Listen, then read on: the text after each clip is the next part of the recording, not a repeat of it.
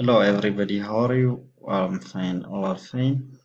This video shows you about analysis of business transaction in business organization.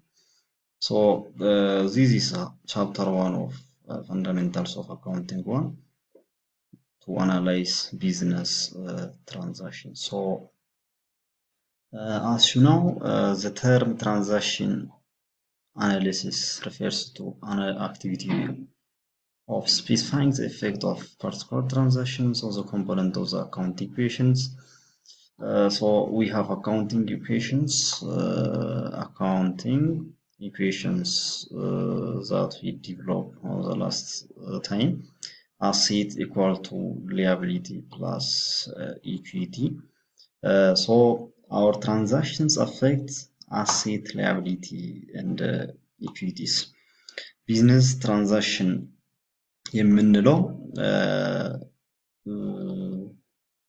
አካውንቲንግ ኢኩዌሽናችንን አፌክት የሚያደርጉ አክቲቪቲዎች ናቸው። ለምሳሌ አሴት ኢኳል ይሆናል ሊያቢሊቲ እና ኢኩዊቲ ብለን እንደተማርነው ብላችሁ እንደተማራችሁ። ስለዚህ አሴት አፌክት ይደረጋል፣ ሊያቢሊቲም አፌክት ይደረጋል፣ ኢኩዊቲም አፌክት ይደረጋል። እነዚህን አፌክት የሚያደርግ ነው ትራንዛክሽን የምንለው ማለት ነው። All transactions regardless of their types and nature require to be analyzed. ማንኛውም ትራንዛክሽንስ በታይፓቸው በኔቸራቸው አናላይዝ መደረግ አለባቸው። ሜቢ አሴትን ሊያስጨምሩ ይችላሉ ወይ ሊያስቀንሱ ይችላሉ፣ ሊያቢሊቲን ሊያስጨምሩ ይችላሉ ወይ ሊያስቀንሱ ይችላሉ፣ ኢኩዊቲን ሊጨምር ይችላል ወይ ደግሞ ሊቀንስ ይችላል። To demonstrate the way to analyze business transaction, we will review the business activities of, let we say, for example, Malcolm Internet Cafe that we use as example, okay? As example, let we take Malcolm Internet Cafe and expand the impact of transaction on the basics of accounting equation. ለምሳሌ መልካም ኢንተርኔት ካፌ የሚል ቢዝነስ ወስደን ስለዚህ ቢዝነሱን እስኪ አናላይዝ እናደርጋለን። To make it clear, we will use extended from the accounting equation. Accounting equation የመጣ ነው። The detailed long form of basic accounting equation is referred to as expanded accounting equations. As you see from the following format, the extensions is made for the owner's equity sections only. For example, this is the expanded equation. Asset equal to liability plus owner's investment plus revenue minus expense and withdrawal. This is the extended accounting equation there. For example, illustration 1. ለምሳሌ የመጀመሪያ illustration እና analysis of business transaction ነው መልካም ኢንተርኔት transaction 1 የመጀመሪያው transaction investment by owners. The investment by owners increase the asset of the መልካም ኢንተርኔት። ስለዚህ investment by owner asset እንዲጨምር ያደርጋል፣ ኢኩዊቲም እንዲጨምር ያደርጋል ይታወቃል። ኢንቨስት በኦውነር በራሷ ለምሳሌ ኢንቨስት ካደረገች የሆነ ነገር ለመስራት አሴቱ ፕሮፐርቲ ጨመረ፣ በዛኛው ደግሞ ኢኩዊቲያችን ደግሞ ይጨምራል እንደማለት ነው። መልካም decide to start a business that gives photocopy and internet service named መልካም internet cafe around Unity University. Let me say on August 1, 2016 she has invested 14,000. So the asset is invested by 45,000 birr. Cash in a bank account opened by the name of that business. The transaction result in an equal increase in both asset and equity.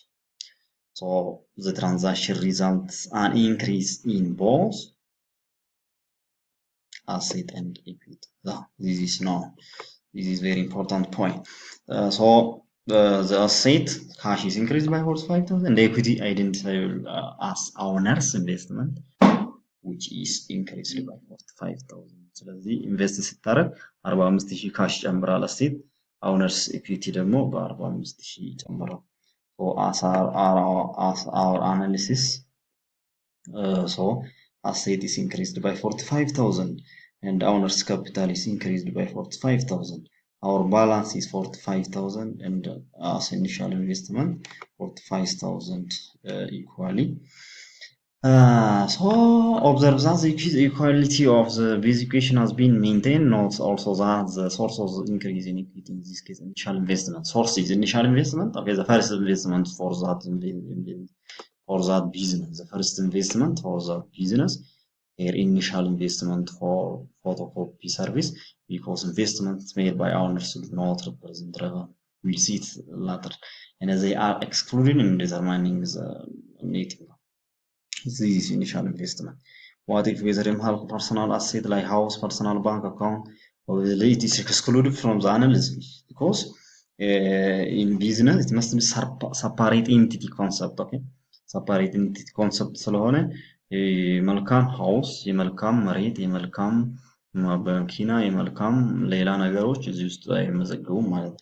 These assumption goes in line with the separate entity concept that we will be discuss in other chapter. This is the first transaction. Let we see the second transactions. Our second transaction is about the purchase of equipment. የሁለተኛ ትራንዛክሽናችን እስኪ እንየው። ኢኩዊፕመንት ብንገዛ በካሽ ፎር ካሽ ይላል። በካሽ ቢገዛ ምን ይጨምራል? አሴት ይጨምራል፣ ኢኩዊፕመንት ይጨምራል። ሶ ካሽ ደግሞ ይቀንሳል ይታወቃል።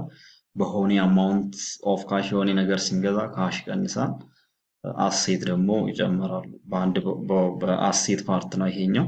መልካም ፐርቼዝ ኮምፒውተር እንደ ማሽን ለምሳሌ መልካም ኮምፒውተር እና ማሽን ቢትገዛ በ20 ሺህ ብር ካሽ በ20 ሺህ ብር ይቀንሳል፣ አሴት ደግሞ ኮምፒውተር ደግሞ ጨመረ፣ አሴት ጨመረ ማለት ነው።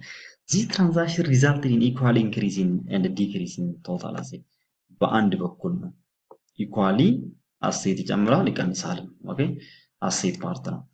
So there is no change in balance of the asset except the composition of the asset. Composition ነው እንጂ there is no change in balance. ባላንሱን አይቀይርም። በሀያ ጨምረ በሀያ ደግሞ ቀነሰ። ስለዚህ ባላንሱን እንሰራለን። ትራንዛክሽን ሁለተኛው ትራንዛክሽን እዚህ ላይ እንጨምራለን። ምክንያቱም የቀድሞ ባላንስ 45000 ነው። ካሽ ኦኬ በ25 ይቀንሳል፣ በ20 ይቀንሳል። ኢኩዊፕመንት ደግሞ ይጨምራል። ማሽናችን አሁን ስለገዛን ኢኩዊፕመንታችን በ20 ይጨምራል፣ በዚህ በ20 ቀነሰ። ባላንሱ አሁን የካሽ ባላንስ 25 ነው፣ ኢኩዊፕመንት ባላንስ 20 ነው። አንድ ላይ 20 እና 25 አንድ ላይ ስንት ይሆናል? 45 ይሆናል ማለት ነው።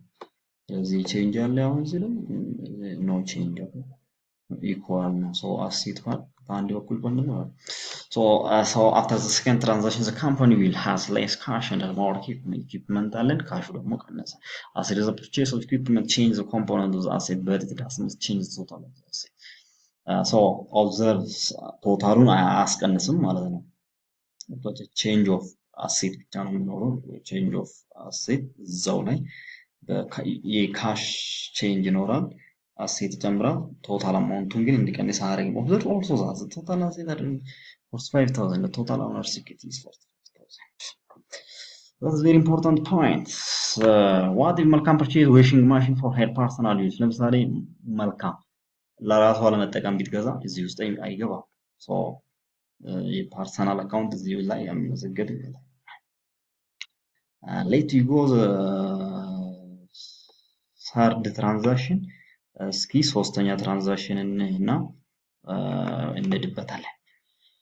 On August 10 መልካም purchase different stationery material and cleaning supplies. መልካም የምንገዛቸው stationery material እና cleaning supplies በ22500 ከህብረት ትሬዲንግ ገዛች።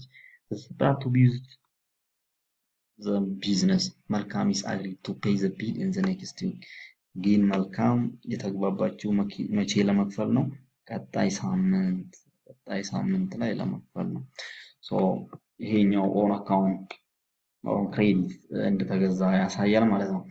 ሶ አናሊሲሱን ስናይ አሁን ይሄኛው አሴቱ ይጨምራል ይታወቃል። ሊያቢሊቲ ግን ሂደው ይጨምራል። አካውንት ፔየብል ነው ማለት ነው በ25000። ስለዚህ በአንድ በኩል አሴት በዛ በኩል ደግሞ ሊያቢሊቲ ጨመረ እንደማለት ነው።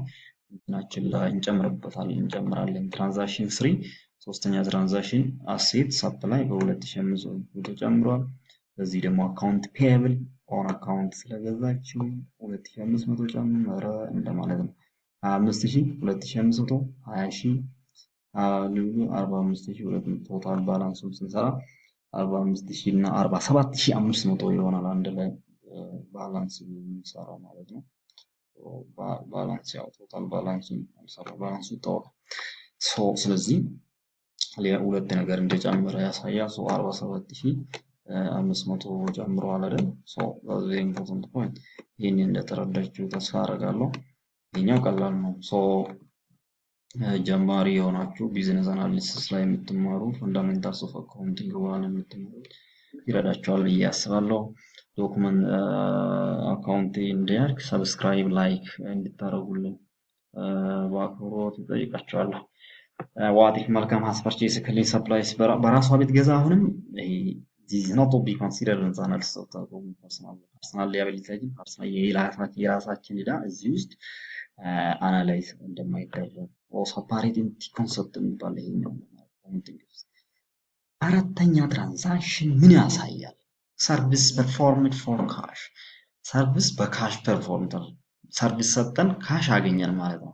ዱሪንግ ዘ ፈርስት መንዝ ኦፍ ኦፕሬሽን መልካም ኢንተርኔት ካፌ ሪሲቭድ 8500 ወሰደች ነው። ሰርቪስ ተሰጣ ኢንተርኔት እና ፎቶኮፒ ሰርቪስ ስለሰጠችው።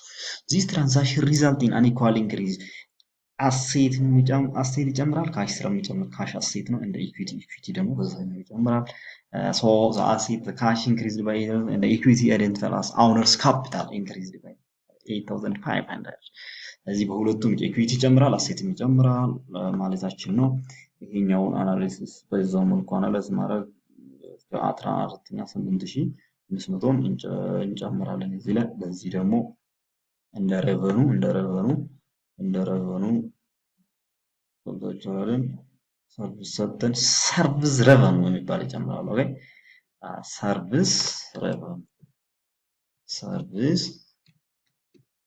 ሰርቪስ ረቨኑ ያው ረቨኑ ነው ጨምሯል ማለት ነው። 8500 እየጨመረ ሄዷል በሁለቱም በኩል። as credit comes above the receipt of cash increase cash receipt ስናደርግ ኢኩዊቲ ይጨምራል ካሽ ይጨምራል። That's very important point. So as necessary to clear identify the source መለየት እሱ ግዴታ ነው። ሶርሱን እንለያለን። ሶርስ ኦፍ ለምን ከምን እንዳገኘን is earn እንላለን። revenue from the sale of merchandise is record of sales መርቻንዳይዝ ከሆነ እንደ ሴልስ እንመዘግባለን። ይሄኛው ሰርቪስ ስለሆነ ሰርቪስ ፊ ነው። ሰርቪስ ፊ እና ሴልስ ይለያያሉ። ፕሮዳክት ሽጠን ካገኘን ከሆነ ሴልስ እንደ ሴልስ እንመዘግባለን። ደግሞ ሰርቪስ ፊስ ነው። ደግሞ ሰርቪስ ሰርቪስ እና ሴልስ ስለሚለያይ ነው። አመሰግናችኋለሁ። ታንክ ዩ ቬሪ ማች። ስለዚህ እንቀጥላለን ማለት ነው በተቻለ መጠን። ሌላኛው ፔይመንት ፎር አካውንትስ ፔየብል ለምሳሌ ፔይመንት ፎር አካውንት ፔየብል ሊያቢሊቲ ነበር አይደል የሆነ ትራንዛክሽን ላይ ከላይ። አሁን ደግሞ እሱ ሲከፈል ምን ይሆናል? ወደ ሂዳችን ይቀንሳል ማለት ነው። ካሻችንም ይቀንሳል ሂዳችን በኢኳሊ ማለት ነው። for example on August 15 መልካም ፔይ ካሽ for the partial settled purchase of supply ቅድም በእንትን ስለገዛችሁ አሁን ደግሞ 1200 ከፈለች ማለት ትራንዛክሽን 3 ላይ ኦበዳ ተከፈለ። አሴት ካሽ ዲክሪዝድ ባይ and liability account payable decreased ሁለቱ ዲክሪዝ ካሽ ይቀንሳል liabilityም ይቀንሳል። ሁለት ነገር ይቀንስላታል። በአንድ በኩል liability በአንድ በኩል ደግሞ ምን ይቀንሳል?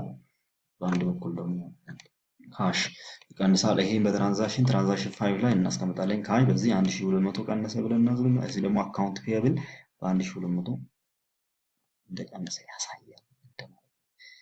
ስለዚህ የቀረ ሊያቢሊቲ ይኖራል። አሲስ ፍሮም ባላንስ ፔይመንት ፎር